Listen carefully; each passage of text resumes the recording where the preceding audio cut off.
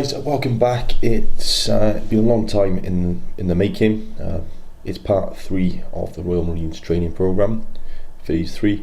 If you've not looked at or done phase 1 and phase 2, I just suggest you go back and take a look at those, work your way through them before you attempt this one.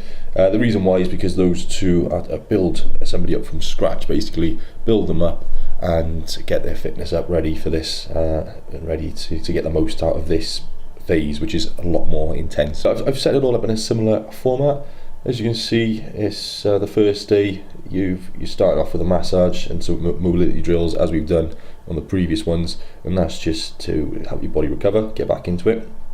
The 4-mile run is a nice steady pace, and most of the runs we're going to be doing are going to be steady.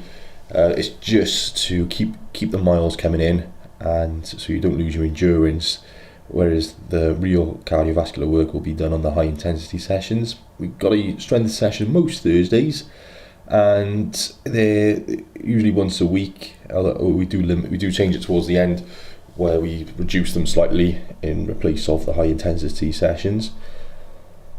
But by that point, your strength will be where it needs to be. Because swimming as well is kind of like, it's gentle aerobic exercise. It's low impact, so it's there. It's an important part to help with your recovery, but also you can work on your swimming technique. Notice now we've got HIIT, which is high intensity interval training. Now, I'm not going to tell you exactly what to do with that one. You'll have to just sort of plan your own little circuit based on what you've got. But the premise behind this is doing short bursts of a high intensity exercise to get your heart rate up, get you out of breath, followed by a break of either the same amount or slightly less than the work time, and then going back into it. So for example, after a warm-up, you could do 30 seconds of burpees, 15 seconds rest, 30 seconds of burpees, 15 seconds rest, and so on. You do that 10 times or so, and you'd have a good sort of interval session there. Can be done with different exercises. It can be done with sprints, it can be done on the rower, it could be done on anything that's going to get you up your heart. HPC Circuit is going to be our first one. I've put that there. It's made that to stand for High Performance Conditioning Circuit, and I will give you an example of what you could do with this one. But this is basically it's one up from HIIT training. It will really push you anaerobically and get your fitness up. So I've just done this one as an example now of what HPC Circuit could look like. Now, what I've done in mind with this one is it's for somebody who you can train in the field with this one. Somebody who hasn't got that much equipment. The only equipment you really need for this one is a kettlebell, or which you can carry in a bag. Jog there with that in your bag, or walk there with that in your bag, and something to do pull-ups on. So preferably quite a long bar to do pull-ups on, or tree branch. So you could do it in a football pitch on the goalposts, assuming they're strong enough and you're not too heavy for them, or you could do them in the gym as well. But if you do them in a gym and you've got access to things like sleds, and prowlers, these sort of, and tires, large tires for doing tire flips, feel free to incorporate those as well, because they're high intensity exercises and they will really get you working anaerobically. So we always start off with a warm-up, as you know. So it must be a gentle run followed by some mobility drills and dynamic stretches. So that whole process should take anywhere between 5 to 10 minutes. Then just to really sort of get your legs activated, and also to encourage thoracic extension on a 20-meter walking lunge with arms extended above the head. Nice slow and controlled movements, getting your knee down nice and low, but without sort of banging it on the floor. Once you've done that, then just 2 very quick 50-meter sprints, just to liven up your system and get you ready to go. So your heart should be pumping at this point and ready to go into it. Give yourself a few seconds rest, have a bit of water, and then we're going to go straight into the circuit. You'll notice there's 11 exercises I've put in there.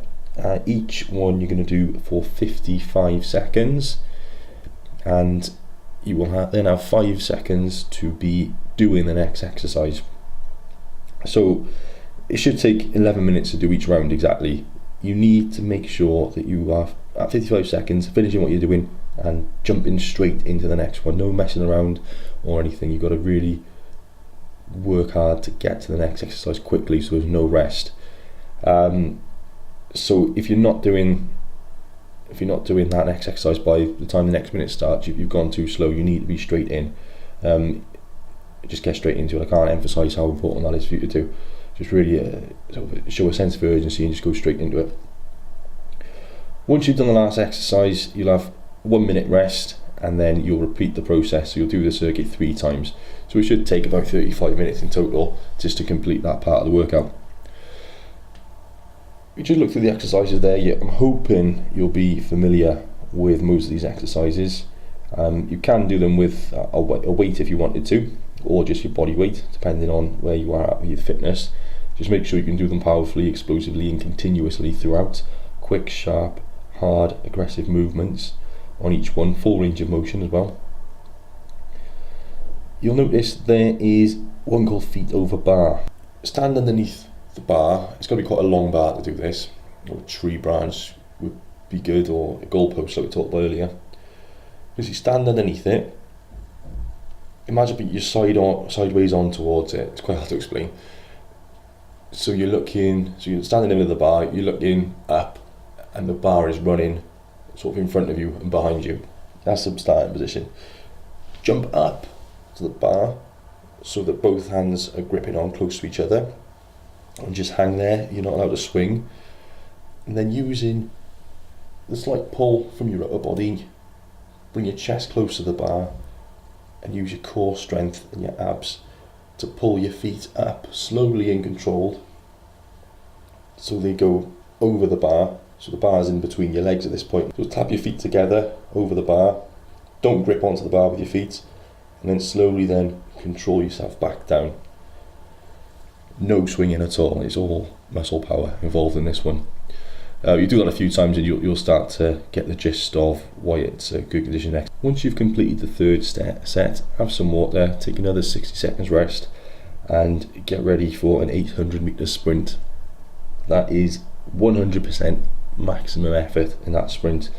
It's good if you race someone with this one actually, because you can really push each other, but you need to run that as quick as you possibly can. It's not a jog, it's not a fast run, it is a full-on 100% maximum effort sprint, to the point where you should be struggling to breathe at the end of it.